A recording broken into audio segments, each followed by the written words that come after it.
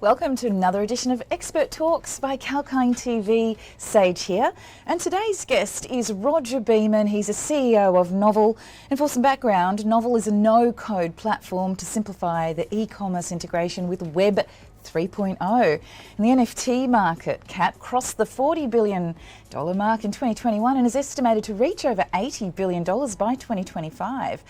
And just as we don't have to know how to build the internet to use it, we don't have to know how to build on the blockchain to use it either. And Roger Beaman has been quoted saying, "What excites me the most about Novel is that the tech no longer has to be a barrier. If you are an A+ artist or brand builder on a shoestring budget, Novel can give you the Web3 tools you need." So here to tell us more is the CEO of Novel, Roger Beaman. Welcome to the show, Roger. Hey. Nice to meet you, Sage. Thank you for that fancy introduction. I really appreciate that. Congratulations on your recent successful funding round of $6 million too, Roger. Yeah. No, I mean, it was, it really came together nicely. Honestly, we kind of kicked it off as just a small group of angel investors. And then, word gets out and things get rolling. And yeah, it came together really nicely. That's fantastic. Well, during the last 2 years of the pandemic era, we have seen innovation of tech in the free market support us. Could you share with us the inspiration behind your innovative brand and what aspects of the e-commerce infrastructure Novel serves, please? Yeah, absolutely. Basically, kind of as you put it, today, Web3 is in kind of this place where people that use it need to know how it works. And basically, every early technology starts that way. If you think about the personal computer, Apple, Steve Jobs and Steve Wozniak were originally demoing that at the Homebrew Computing Club, right? To a bunch of other people that made computers, right? But in order to get to a place where it's something that is all part of our daily lives, it needs to go beyond just the people that know how it works, right? Mm-hmm. And that's kind of the insight that we had that really drove us. And then it was kind of, all right, taking a look at where is the market right now? Okay, where the internet kind of began, sort of the first killer use case for the internet. Well, first there was kind of conveying content, right? And that's where, you would have a blog, right? And we could kind of say that was the stage where Web3 was mainly about the art. And then the next step with the internet was about communications, right? And I'm sure we all remember using AIM, and that was kind of this addicting use case that pulled us all in. That's where Web3 is kind of right now. And the next stage, we think, will be e-commerce and the intersection with e-com. And that's where the internet went next, and that's where we have kind of gotten ahead of it.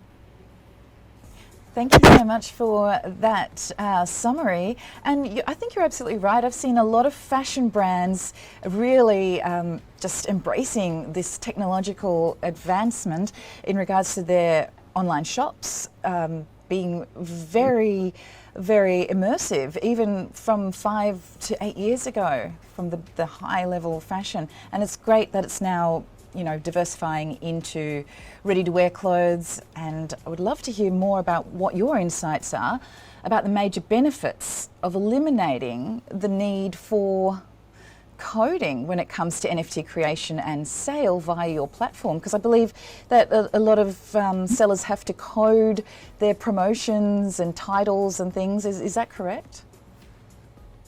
Yeah, I think right now it's extremely, Web3 is kind of this technology that's quite in kind of a nascent stage. It's very difficult to use. And so, but really what it's enabled and where it actually kind of sits in a brand is in the marketing department, right? But right now, all of these marketers are held back because of how technologically difficult, say, just linking an NFT to a discount code is, right? So there's all these kind of tools and things that marketers are eager to do, which they're held back from doing, right? And basically where Novel comes in is making all of that be very simple.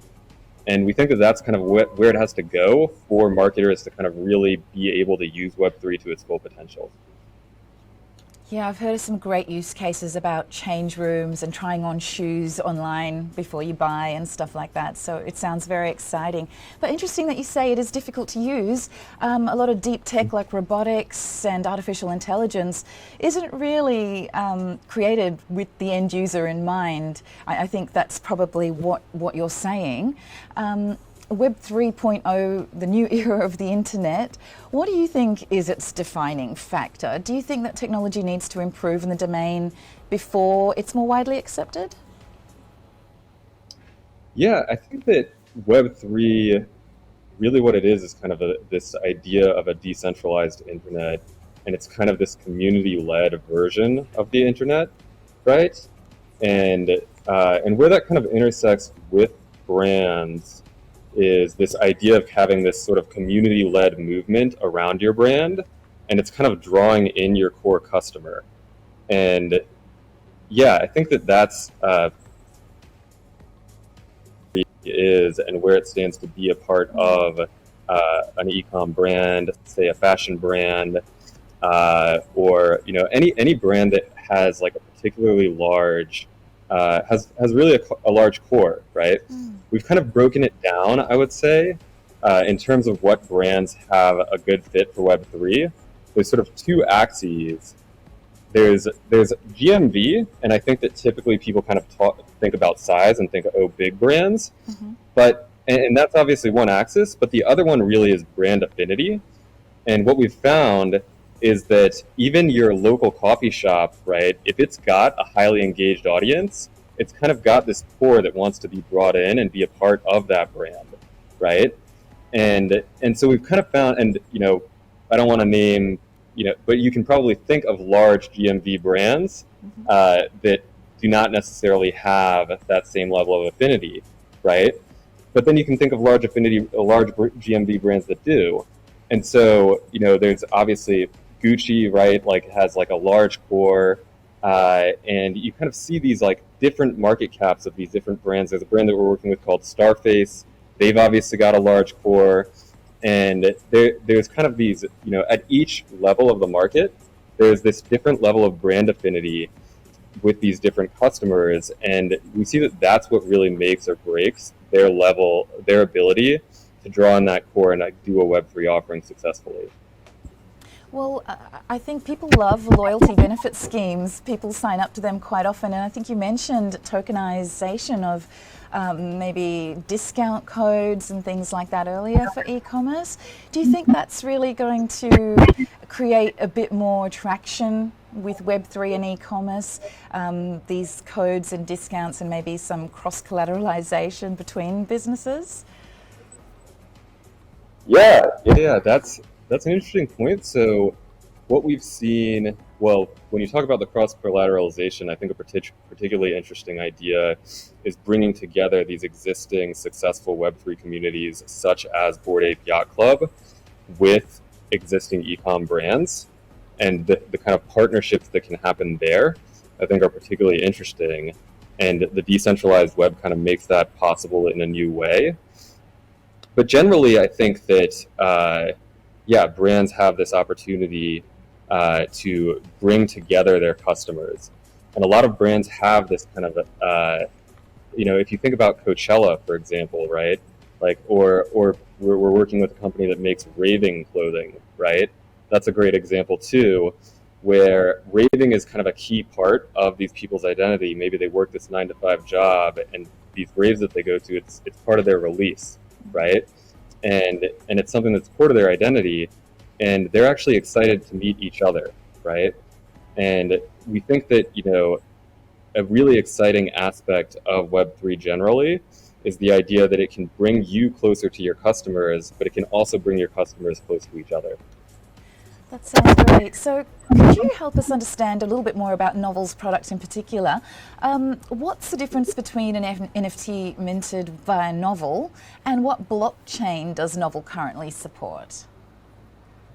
Oh, sure. So one thing I would say is that our goal is to make it so that the blockchain that the NFT is minted on is an afterthought. Although right now I totally recognize that is front and center. The blockchain that we work with is Polygon primarily, because of its environmental friendliness and the low gas costs. And we basically think that, those two problems have to be solved if widespread adoption is going to really take hold. But yeah, with regard to the differences, apart from the fact that the environmental sustainability, another nice thing about NFTs minted on Novel is that they also come from a KYC'd entity because of our partnership with Shopify. So the issues of fraud and such in the space are not really there. And another thing I think that we've done a particularly good job at is maintaining. We accept a credit card payment, right? And so that kind of works for being your first purchase of an NFT ever. But we also, I would say, have maintained the good parts of the decentralized ethos and built those into our platform. And I could elaborate on those. It's kind of in the weeds, but there's a lot. There's this collection called the Hash Masks, which really defined this current wave of NFTs, and we kind of modeled our platform off of that. Wow, sounds great. So I love how all NFTs are different, and that's what makes them non-fungible, yet when it comes to other tokens or cryptocurrency tokens on a blockchain, they're all the same, and that's why they're fungible. Have I understood it correctly? That's absolutely correct. It's really funny that you say that. Yeah, I mean, that's absolutely correct. NFTs, it's interesting because that was this sort of term that was used. I don't know what marketer decided to use the word fungible to describe this product, right? NFTs, like, who would have thought that would have taken hold? I think it was CryptoKitties that actually coined that.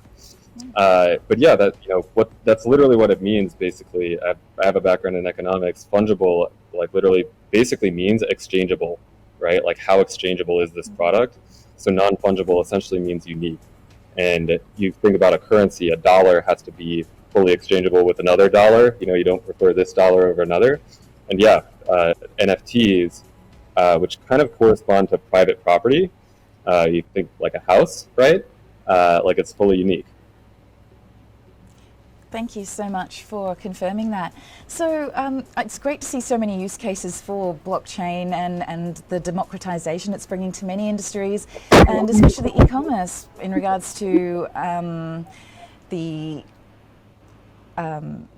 just the safety of it and the integrity of people's, the way they can give their comments on how they found the product. All that means a lot. So how will the 6 million seed funding be put into action, and what's in the pipeline for Novel, please? Oh, sure. Yeah, I think a really exciting thing about hitting product market fit in a new space is that, there's a lot of work to be done.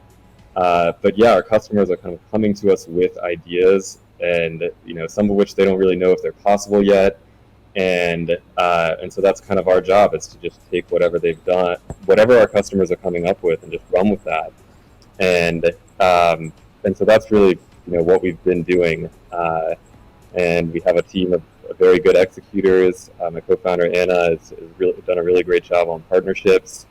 And we've just been I guess executing relentlessly, I would say. Well, it sounds great. Well, I mean, if you're opening up opportunities to people who are usually being crushed by giants in industry, I think it's a very valuable mission that you're on. Thank you very much for sharing your insights on today's show. Oh yeah, thank you so much for having me. We really do appreciate your time.